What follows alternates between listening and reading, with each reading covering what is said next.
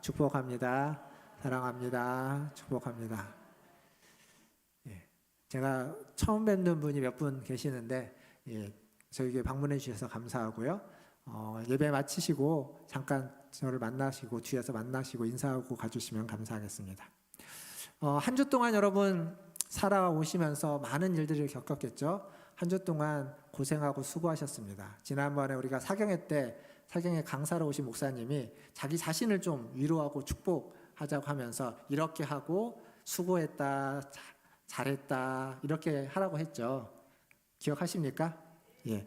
그래서 한 주 동안 많은 일들이 있었을 텐데 오늘 말씀을 듣기 전에 먼저 자기 자신을 좀 수고했다, 사랑한다 이렇게 이야기하면 좋겠습니다. 다 같이 이렇게 하시고 토닥토닥 하면서 수고했다, 사랑한다, 잘했다. 손 내리시면 됩니다. 어제 음악회를 이제 작년에 이어서 두 번째로 가졌습니다. 공연해 주신 기타 앙상블팀 그리고 상명대 아카펠라 동아리팀에 감사를 드리고 또 섬겨주신 준비해 주시고 섬겨주신 분들께 감사를 드립니다. 물론 어려움도 있었습니다. 어제 같은 경우에 갑자기 저희가 오후 4시에 하는데 오후부터 날이 흐려지더니 비가 조금 오는 것 같더니 우박이 떨어져서 막 우당탕탕탕 했죠. 그게 막 와야 되는 분들, 오야 되는 시간인데 그랬습니다. 뿐만 아니라 뭐 준비를 하지만 미흡했던 것도 많이 있습니다. 자리도 그렇고 또 안내하는 것도 그랬고 특별히 이제 차를 가지고 외부에서 오시는 분들에게는 주차 안내가 미처 잘 준비를 못해서 미비했는데 다행히 또 우리 집사님께서 그 자리를 또 메워주셔서 또 잘 감사했습니다. 거기에다가 방금 안내해드린 것처럼 엘리베이터가 또 딱 하필 그때 또 말썽을 피워서 그랬습니다. 올라오실 때 타고 올라오셔야 되는 분이 말썽을 피워가지고 어렵게 계단으로 올라오셨습니다. 제가 그분들에게 내려갈 때는 꼭 괜찮게 하겠습니다라고 했는데 그분이 내려가려고 할 때 또 엘리베이터가 안 돼갖고 또 계단으로 내려가셨습니다. 그분들 다 내려가시고 난 뒤에 괜찮아졌어요. 잘 운행이 되는데 너무 죄송했습니다. 이게 마음과 힘으로 잘 안 되는 일이더라고요. 어쨌거나 제가 이제 이 얘기를 왜 하냐면 뒤에 가서 이 음악회와 관련된 오늘 말씀이 음악회와 어떻게 관련되는지를 잠깐 이야기하기 위해서 음악회 얘기를 먼저 했고요. 우리가 지금 레위기 말씀을 앞에서 1장부터 19장까지 계속 살펴오고 있습니다. 지난주에 이어서 오늘은 거룩한 삶의 기준이라는 두 번째 시간입니다. 레위기의 주제 하면 분명 그건 거룩입니다. 거룩은 우리가 드리는 예배와 분리될 수 없고 또 예배를 통해서 우리는 거룩해져야 합니다. 그러니까 예배를 통해서 거룩해진다는 건 예배를 통해서 우리가 가져야만 하는 어떤 거룩이 회복됐을 때 그 회복된 거룩을 가지고 우리는 묻어두고 사는 것이 아니라 우리의 삶의 자리에서 그 거룩을 나누면서 살아야 됩니다. 이 얘기는 무슨 얘기냐면 거룩이라는 것이 어떤 형이상학적인 어떤 개념이나 어떤 이론이 아니라는 얘기입니다. 특별히 레위기에서의 거룩은 어떤 이념이나 개념으로 말하지 않고 실천할 덕목으로 이야기해주고 있습니다. 그러니까 거룩이 무엇인지 손에 잡히도록 레위기는 설명해주고 있습니다. 특별히 19장은 더욱 그렇습니다. 그것을 우리가 손에 잡고 그것을 분명히 알고 또 그렇게 실천하고 그것을 우리가 체득할 수 있도록 말해주고 있다는 사실입니다. 거룩이라는 말의 1차적인 뜻은 우리가 잘 아는 것처럼 다르다라는 뜻입니다. 구별하다, 다르다라는 거죠. 이방신과 하나님은 다릅니다. 그래서 하나님은 거룩하십니다. 뿐만 아니라 그 하나님을 믿는 하나님의 백성인 우리는 하나님을 믿지 않는 이방인들과 다릅니다. 그래서 우리는 거룩하고 거룩해야만 합니다. 근데 이 거룩이 너무 복잡하게 생각하지 않으면 좋겠습니다. 지난주에 그 19장 앞부분을 말씀드릴 때 뭐라고 말했냐면 거룩에 대해서 이야기할 때 단순하게 부모를 공경하는 데서 시작하고 하나님을 경외하고 그리고 나의 것을 다른 사람과 나누는 것 이게 거룩이다 이렇게 말씀드렸습니다. 자기의 배만 불리는 것이 아니라 재물을 드려서도 그 재물에 주어진 몫을 가지고 이웃들과 함께 나누어 먹고 또 농사를 지어서 곡식을 추수할 때에도 그것을 다 추수하지 않고 모퉁이를 남겨두고 또 떨어진 것은 가져가지 않고 남겨두어서 거류민과 나그네들이 그것을 가져가서 먹을 수 있도록 남겨두는 것, 나누는 것 이게 거룩이다 하고 지난주에 말씀드렸습니다. 오늘 말씀 저희가 33절부터 읽기는 했지만 사실 11절부터 봐야 되는데 11절부터 보면 이 거룩에 대해서 아주 단순하게 이야기합니다. 도둑질하지 말라, 거짓말하지 말아라, 거짓 맹세하지 말아라, 억압하고 착취하지 말아라, 그리고 공평해라, 약자를 괴롭히지 말아라, 이런 얘기들 쭉 적고 있습니다. 그것은 다 이방인들이 하는 것과 같다. 하나님을 모르는 자들, 하나님을 믿지 않는 자들이 하는 일인데 너희는 그들과 달라야 된다, 이렇게 이야기하고 있습니다. 오늘은 이것들을 하나하나 말씀드릴 수도 있는데 제가 이제 말씀을 그렇게 좀 처음에는 그렇게 준비했습니다. 하나하나 좀 세세하게 설명을 드려볼까 했는데 그 세세하게 설명을 오늘 안 드리고 좀 그 전체가 말해주고 있는 중요한 포인트들 그리고 몇 가지만 좀 주목해서 보려고 합니다. 먼저 11절에서 14절 말씀을 같이 한번 보도록 하겠습니다. 11절부터 14절 말씀 같이 읽어보겠습니다. 시작. 너희는 도둑질하지 말며 속이지 말며 서로 거짓말하지 말며 너희는 내 이름으로 거짓 맹세함으로 내 하나님의 이름을 욕되게 하지 말라. 나는 여호와이니라. 너는 내 이웃을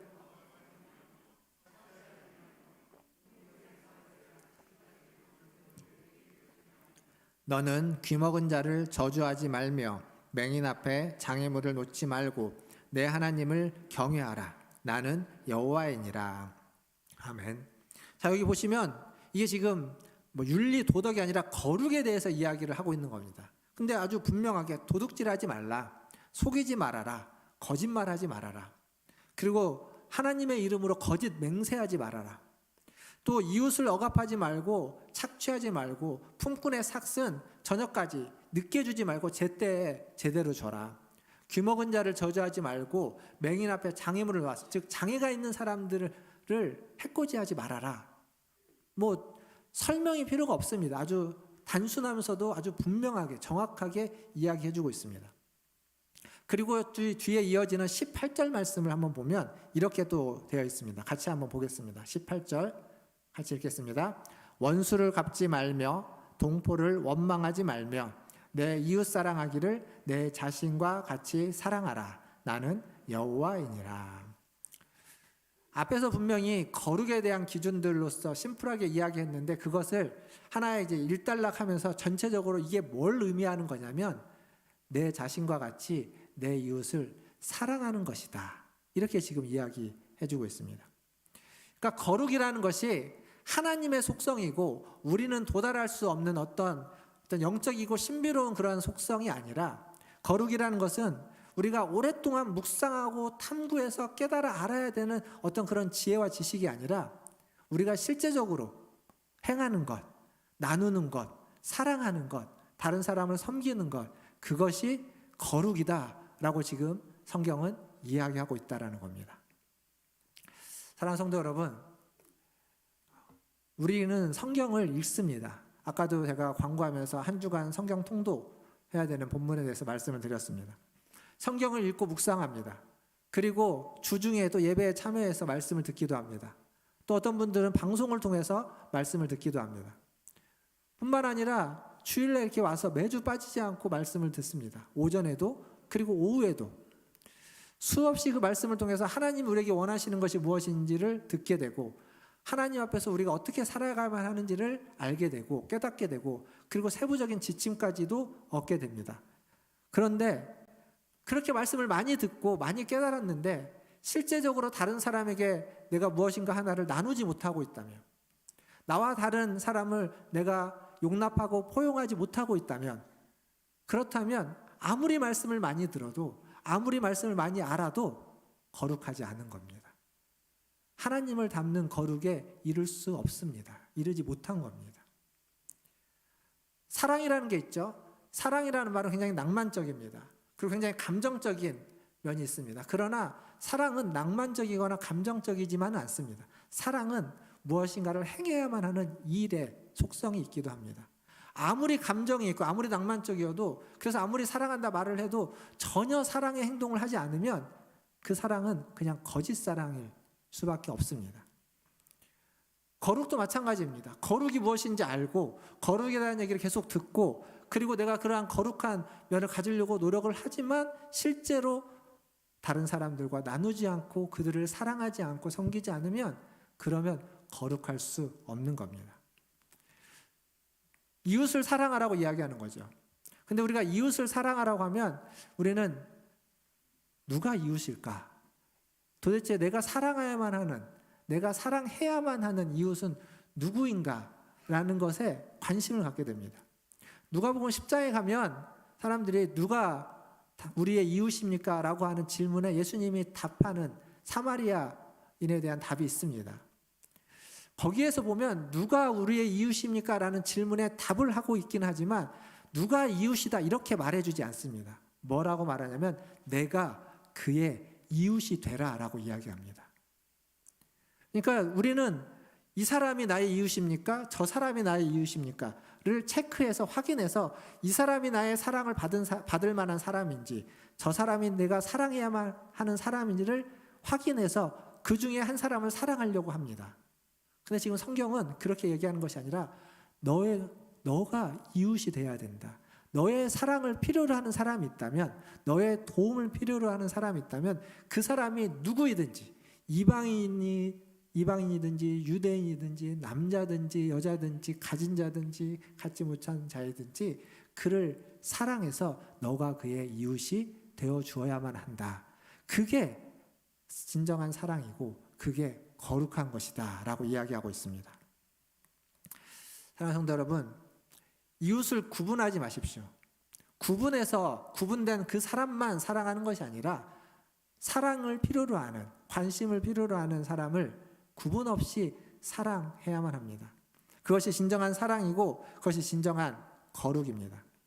오늘 예배 자리에 나오신 우리 모든 성도님들이 그러한 사랑과 그러한 거룩을 실천하시는, 그러한 사랑과 그러한 거룩을 행하시는 그러한 우리 성도님들 다 되시기를 주님의 이름으로 축원드립니다.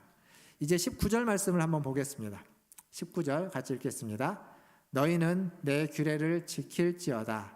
내 가축을 다른 종류와 교미시키지 말며 내 밭에 두 종자를 섞어 뿌리지 말며.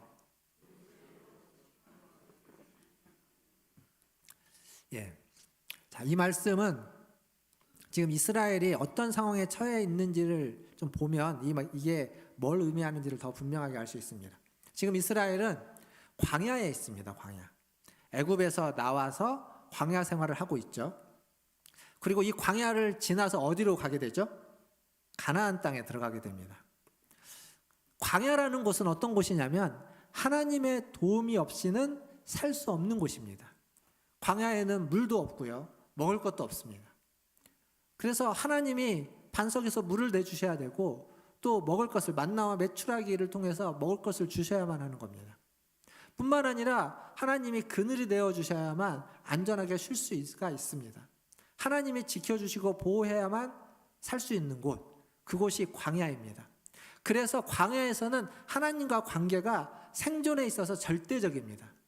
하나님과 관계를 단절하고 하나님을 모른 척하고 하나님의 말을 안 듣고 하나님 필요 없다고 떠나서는 오래 버틸 수 없는 곳, 그것이 광야입니다. 그런데 이스라엘이 40년 동안 광야 생활을 했다는 건 하나님과 관계를 때로는 하나님의 뜻에 어긋나서 혼나기도 하고 죽기도 하지만 하나님과 관계를 우왕좌왕하면서 그래도 잘 맺어왔다는 겁니다. 그런데 이들이 들어가게 되는 가나안 땅은 다릅니다. 가나안 땅은 이미 그 땅에 가나안 민족들이 살고 있습니다. 근데 그들은 큰 성을 가지고 있고 즉 안전하게 거주할 집이 있고 그리고 농경사회입니다. 즉 농사를 지어서 많은 소출을 가지고 있어서 곳간에 먹을 것이 쌓여 있습니다. 만나와 메추라기를 먹을 필요가 없습니다. 하나님이 이스라엘이 가나안에 들어가자 만나와 메추라기를 더 이상 주지 않잖아요. 그 땅에 먹을 것 충분히 있기 때문에. 그리고 물이 있습니다. 그러니까 생존에 필요한 모든 것이 넉넉하고 풍부하게 있습니다. 광야 생활을 오랫동안 했던 이스라엘이 보기에 가나안 땅에 딱 들어가 보니까 그들이 지금까지 보지 못했던 문화와 문명이 아주 세련되고 아름답고 웅장한 문화와 문명이 거기에 있는 겁니다. 어떻게 될까요? 내가 한 번도 경험해보지 못했던 내가 지금까지 생각했던 것보다 훨씬 더 세련되고 멋있고 웅장하고 그리고 뭔가 풍부하고 풍성한 것들을 본다면 여러분은 어떠시겠습니까? 우리는 보통 그런 문화와 문명 앞에 주눅이 들거나 그것을 동경하게 됩니다. 그것에 따르게 되는 겁니다. 그것이 가나안의 그러한 문화와 문명, 농경사회라고 하는 농경 문화는 다른 말로 바꾸면 우상을 섬기는 문화입니다. 왜냐하면 그들은 농사를 어떤 식으로 짓냐면 바알과 아스타롯이라고 하는 그 우상을 섬기는 그 섬김의 방식이 농사를 짓는 방식과 아주 밀접하게 연결이 되어 있기 때문에 농경사회 자체가 우상을 섬기는 문화일 수밖에 없습니다. 근데 그걸 동경한다는 건 나도 모르는 사이에 그러한 우상을 섬기는 자리에 서 있게 되는 겁니다. 따라가게 되는 거죠.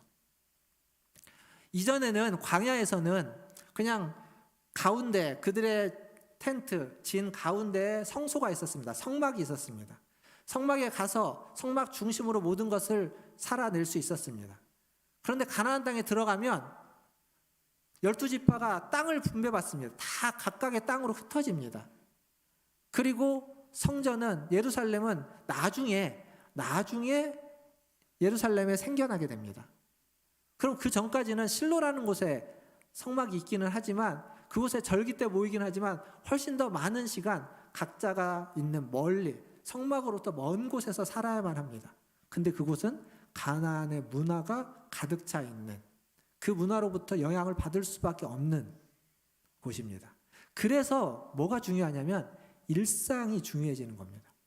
이전에는 성전 중심의 일상이었습니다. 성막 중심의. 하지만 가나안 땅에 들어가는 순간, 광야에서 벗어나 들어가는 순간 이제는 그 성막 중심의 일상이 아니라 내가 지금 살고 있는 이 일상에서 어떻게 하나님의 임재를 하나님과 함께 살아가야만 하는지가 중요해졌습니다. 그러지 않으면 가나안 땅에 있는 사람들의 문화에 휩쓸려 버리기 때문에 그렇습니다. 그래서 이 말씀에서 어떤 종교적인 것보다는 아주 일상적이고 아주 삶에서의 단순한 명령과 규례를 통해서 하나님과 함께 살아갈 수 있도록 하나님과 함께 거할 수 있도록 즉 하나님을 닮고 거룩함을 유지할 수 있도록 해주고 있다는 겁니다. 사랑하는 성도 여러분, 분명 가나안 땅의 문화는 우리가 휩쓸려 갑니다. 이게 제가 지금 가나안 땅의 문화라고 말씀드리고 있는데 이걸 우리식으로 표현하면 여러분은 우리가 살고 있는 이 세대의 문화도 마찬가지입니다. 우리는 이 세대의 문화에 쉽게 휩쓸려 갑니다. 이 세대의 문화가 갈수록 더 멋있어지고 더 아름다워지고 더 풍성해지고 더 힘이 있어지게 느껴집니다. 거기에 우리는 발버둥 쳐서 벗어나려고 해도 영향을 안 받을 수가 없는 것이 우리가 살고 있는 현실입니다. 근데 그러한 일상 속에서 하나님 무엇을 원하실까? 하나님은 그 속에서 섞이는 것, 휩쓸려 가는 것을 원치 않는다는 겁니다. 왜냐하면 하나님은 거룩하기 때문입니다. 그리고 하나님은 그 거룩을 우리에게 요구하고 있습니다.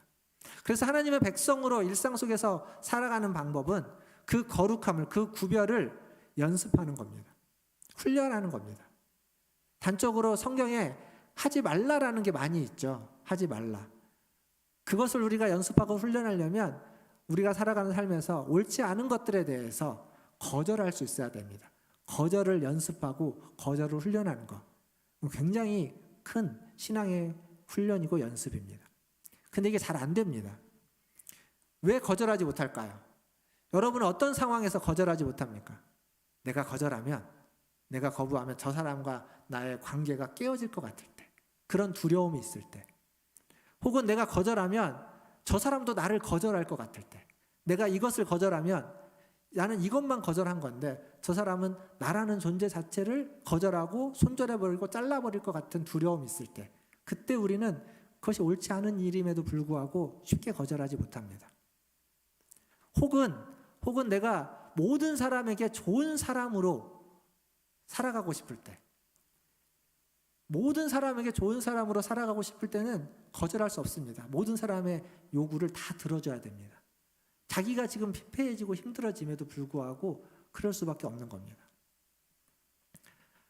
사랑하는 성도 여러분, 모든 사람에게 좋은 사람이고 싶은 것은 그건 욕심입니다. 우리는 그럴 수 없습니다. 생각해 보십시오. 여러분이 모든 사람에게 좋은 사람일 수 있겠습니까? 제가 그럴 수 있겠습니까? 안 그렇습니다. 어떤 사람에게는 좋은 사람일 수 있겠지만 내 그 좋은 모습이 다른 사람에게는 좋지 않은 모습일 수도 있는 겁니다.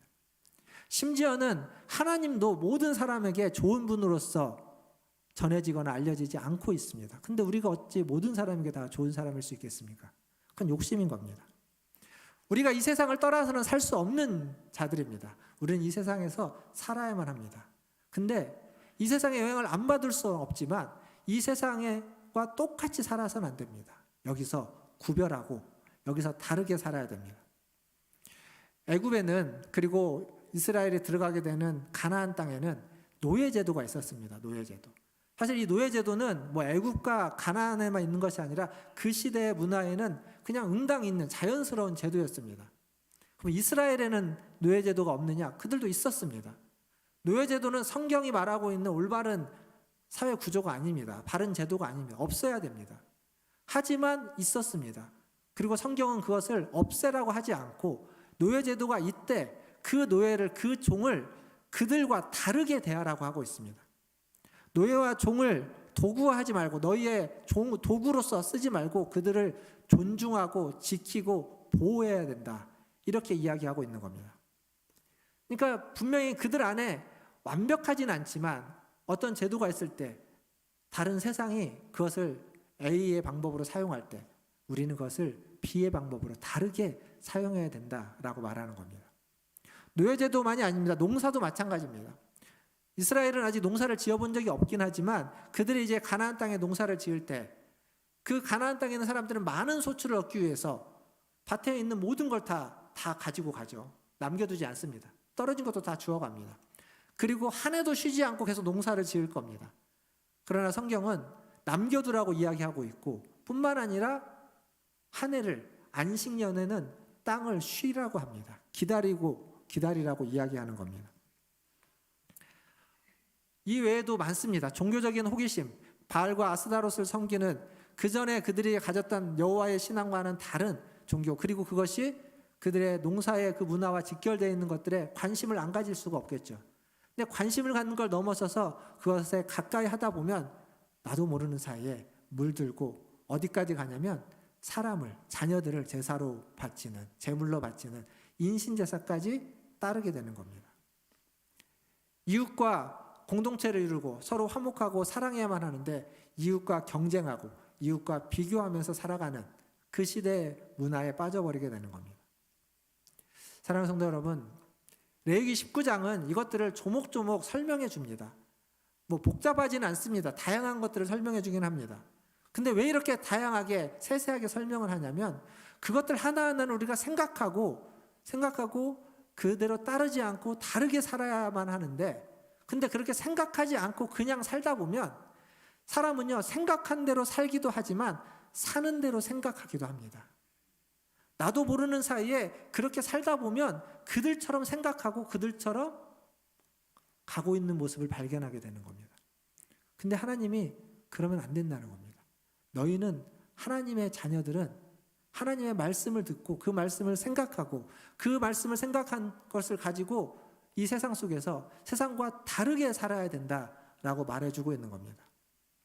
그래서 우리의 말씀을, 하나님 우리에게 주시는 말씀을 우리의 일상 속에서, 일상의 곳곳에서 적용하면서 살아야 되는 겁니다. 가나안에 있는 그 우상을 따르지 않고 가나안에 있는 그 삶을 따르지 않고 하나님을 섬기고 하나님을 따르려면 이것이 필수라는 겁니다. 사랑하는 성도 여러분, 우리가 또 교회가 세상과 달라야만 한다는 것을 우리는 다 압니다. 다 알아요. 그런데 다 그렇게 생각하지만 생각대로 살지 않고 그리고 사는 대로 생각해버리면 그러면 아는 게 아무 소용이 없습니다. 생각도 사실 아무 소용이 없습니다. 알고 생각했는데 그대로 살지 않으면 아는 것도 소용이 없고 생각하는 것도 소용이 없습니다. 문제는 그렇게 살아야 되는 겁니다. 그래야만 그것이 진정한 나의 알미 되고 진정한 나의 생각이 되고 나의 정신과 가치가 되는 겁니다. 약자를 배려해야 된다는 말씀 우리가 모르지 않습니다. 하지만 여전히 우리는 강자의 기득권에 기대어서 거기서 떨어지는 콩고물이라도 원하는 듯이 살아가고 있습니다. 그래서 약자인 사람의 편을 들기보다는 강자의 편을 드는 경우가 훨씬 더 많은 게 현실입니다. 그리고 그것이 어쩔 수 없다고, 살아가려면 어쩔 수 없다라고 이야기합니다. 그러면서 앵무새처럼 나는 죄인이니까 어쩔 수 없다라고 그것을 반복할 뿐입니다. 근데 그건 타협입니다. 그건 내가 그렇게 살지 않으면서 그런 죄를 지으면서 그냥 혼합되어서 살아가는 방식일 뿐입니다. 레위기 19장, 여기에는 몇 가지의 그러한 직업군 같은 게 나옵니다. 농사를 짓는 농부가 나오고요. 그리고 사람들을 고용해서 일을 하는 고용주가 나옵니다. 그리고 재판관이 나오고, 그리고 장사를 하는 상인들이 나옵니다. 어쩌면 이 직업군은 그 시대의 가장 대표적인 직업군과 같은 것이다라고 이야기할 수 있을 겁니다. 그러면 이 네 직업군이, 이 직업을 가진 사람이 거룩하게 사는 방식은 뭘까요? 오늘 성경은 뭐라고 이야기하는지 잠깐 생각해 보면, 농사를 하는 이, 이건 뭐 지난주에도 얘기했고 앞에서도 얘기했습니다. 농사를 하는 이가 거룩하게 사는 방식은 자기가 자기 땅에서 얻는 소출을 다 가져가지 않는 것, 내 모퉁이를 남겨두고 떨어진 걸 남겨두는 것, 포도원에 과일을 다 따지 않고 포도를 남겨두는 것, 그런 것을 거룩한 겁니다. 그게 농사 짓는 사람의 거룩함입니다. 반면 고용주에게 있어서, 사람을 고용해서 일을 하는 사람에 있어서의 거룩함은 뭘까요? 그것은 그 일하는 사람의 품삯을 가로채지 않는 겁니다. 제때 품삯을 주는 겁니다. 그들을 억압하거나 그들의 것을 착취하지 않는 겁니다. 이게 고용주의 거룩함입니다. 재판관의 거룩함, 불의로 판단하지 않고 공평하게 판단하는 거죠. 가진 자와 없는 자를 다르게 판단하지 않고 동일하게 하도록, 없는 자라고 해서 더 위해 주라는 말이 아니라 없는 자이든 있는 자이든 약한 자이든 강한 자이든 똑같은 공평한 기준으로 재판을 받게 해야만 한다는 겁니다. 그게 재판관의 거룩함입니다. 장사하는 상인의 거룩함은 뭘까요? 성경에서 뭐라고 말합니까? 공평한 추를 사용하라, 공평한 흰을 사용해라. 그러니까 하나의 도량형을 가지고 무엇을 살 때든지 팔 때든지 똑같은 기준을 가지고 사고 팔아라 라는 이야기입니다. 그것이 거룩한 것이다 라고 이야기하고 있습니다. 그러니까 지금 여기서 이야기하고 있는 거룩함은 전혀 종교적인 모습을 띠고 있지 않습니다. 그냥 우리의 일상에서 아주 비종교적인 모습으로 거룩함을 이야기하고 있습니다. 그러니까 물론 거룩은 종교적인 모습으로 표현될 수도 있습니다. 기도와 예배로서 거룩함은 표현될 수 있고, 기도와 예배를 통해서 거룩해질 수 있습니다. 그러나 그건 거룩의 전부가 아닙니다. 동전의 한 면일 뿐입니다. 그런 거룩이 우리에게 있어야 됩니다. 그러나 우리의 일상에서, 다른 쪽 면은 우리의 일상에서 내가 하고 있는 일, 내가 만나는 사람 앞에, 내가 하는 말 앞에, 내가 선택하는 행동 앞에서 무엇이 올바른 것인지를 생각하고 한 율법의 말씀의 기준을 따라 다르게, 세상과는 다르게 선택하고 판단하고 행동하는 것, 그것이 거룩한 것입니다. 그럴 때 종교적인 거룩과 여러분의 일상의 거룩이 만나서 온전해지는 거룩이 되는 겁니다. 거룩은 종교적인 영역, 그리고 개인적이고 사적인 영역을 넘어서서 사회적이고 공적인 영역에서 분명히 드러나야만 합니다. 그래서 그것을 성경은 공적인 영역에서 하나님의 뜻대로 살아가는 삶을, 내 이웃을 내 몸과 같이 사랑하라 라고 하는 이웃사랑이라는 이름으로 말해주고 있습니다. 말씀을 마무리하겠습니다. 어제 작은 음악회가 있다고 말씀드렸습니다. 우리 성도들을 위해서, 그리고 지역에 있는 지역 주민들을 위해서 준비한 음악회입니다. 작년에도, 올해도, 그리고 내년에도 또 이어서 계속 준비해 보려고 합니다. 근데 이 음악회에는 기도하는 시간도 없었고요, 예배 드리지도 않았습니다. 근데 의도하지 않았는데 우리 음악회를 시작하면서 첫 번째 첫 곡을 우리 사회를 봤던 청년부 연수 형제가 첫 곡을 특송으로 시작을 했는데, 그게 찬양곡이었습니다. 십자가에 대한 이야기를 하는, 가시에 대한 이야기를 하는 찬양곡. 그리고 기타 연주를 하고 잠깐 브레이크를 가진 다음에 아카펠라 공연을 하는데, 아카펠라 팀이 마지막에 이제 앵콜곡으로 준비한 게 뭐였냐면 퍼스트 노엘이라고 하는 성경에 있는 노엘, 예수님의 오심, 그 성탄절을 생각나게 하는 그러한 곡을 맨 마지막 곡으로 앵콜로 준비했습니다. 그러니까 의도하지 않았지만 음악회의 시작과 끝을 우리가 십자가와 가시 그리고 예수님의 오심을 기억할 수 있는 곡으로 시작과 끝을 맺었다는 겁니다. 물론 그 안에는 뭐 찬양이나 이런 것들을 하지 않았습니다. 그냥 우리가 익히 아는 곡들, 또 우리가 좋아하는 어떤 가요들, 그리고 옛날에 고전적인 곡들이 있었습니다. 참여하신 분들이, 연주하신 분들이 프로가 아닙니다. 그래서 그들이 뭐 잘 못하는 부분도 있고 잘하는 부분도 있고 완벽하다기보다는 굉장히 그들을 통해서 우리가 좋은 음악을 들을 수 있었습니다. 그리고 그 음악이 참여하신 분들에게 위로가 되고 힘이 되고 격려가 되었을 거라고 생각합니다.